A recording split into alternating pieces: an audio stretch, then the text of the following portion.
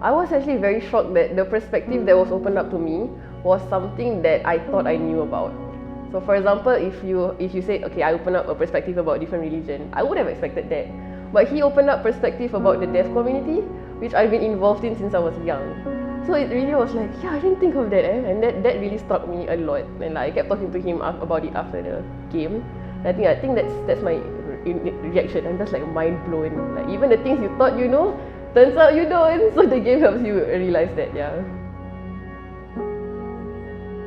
Honestly, I would probably say all the time, because I'm now currently in the process of trying to get the people around me, my family and my friends, be more vocal about their opinion, because we need perspectives. That's how we grow.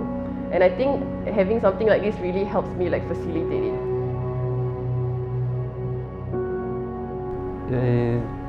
I have had this kind of conversations with my colleagues in my company. But it's always more of like it's not really something that is in depth, it's just a touching point and say, oh, so what kind of disability accommodation do you need? And that's all. If not, there needs to be a platform for us to share our story, and I think that DBD can be one of them that can do it very well. Yeah, what I really like about it is I think conversations about like maybe religion diversity, ethnic diversity, now I think they still tend to happen in a very like higher level or very official looking level. So, oh, we need to have like a panel about diversity, or we need to have like a webinar about it, or like intercultural dialogue or inter-religious dialogue happens between religious leaders.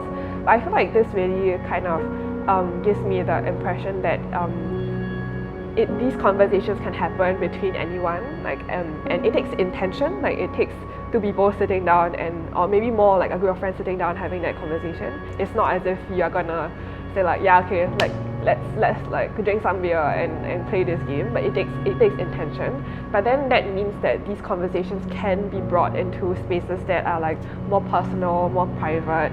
And I do see myself like using them with friends, like with different groups of friends as well, because I'm sure like different groups of people would yield very different kind of results or very different kind of learning. Yeah, I think the questions were at first glance was really hard to answer, so it made me think a lot.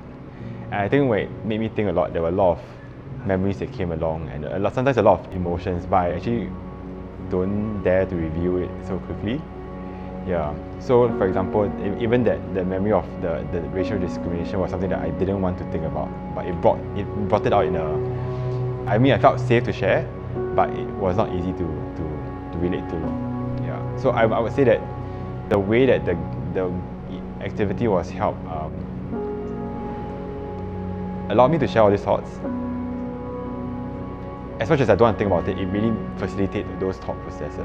Yeah. I'm part of many interfaith groups and organizations. I attend a lot of interfaith programs also. And my husband is also very heavily involved in interfaith events. That's the reason why actually, right, like it's something that I do, like even with like friends or just with people who are relatively new. I just like, want to know about their opinions, and I'm quite vocal about it also. So yeah, I think I do it quite frequently. Because it comes in the form of like cards, it comes in the form of a game, which is like, a sort of entertainment, right? Like I think the setting is already made like more casual and not so like, serious, because the thing is sometimes, right, with people, you ask them these questions, they might feel, perhaps a bit cautious to answer, but then this actually creates a setting of like, just having more open talks and not feeling like, maybe personally attacked, like, and that's the reason why also I felt the cards were quite good, because they're more targeted on like experiences rather than like, rather than making the person, perhaps feel cornered or something, which sometimes we feel like in conversations such as this.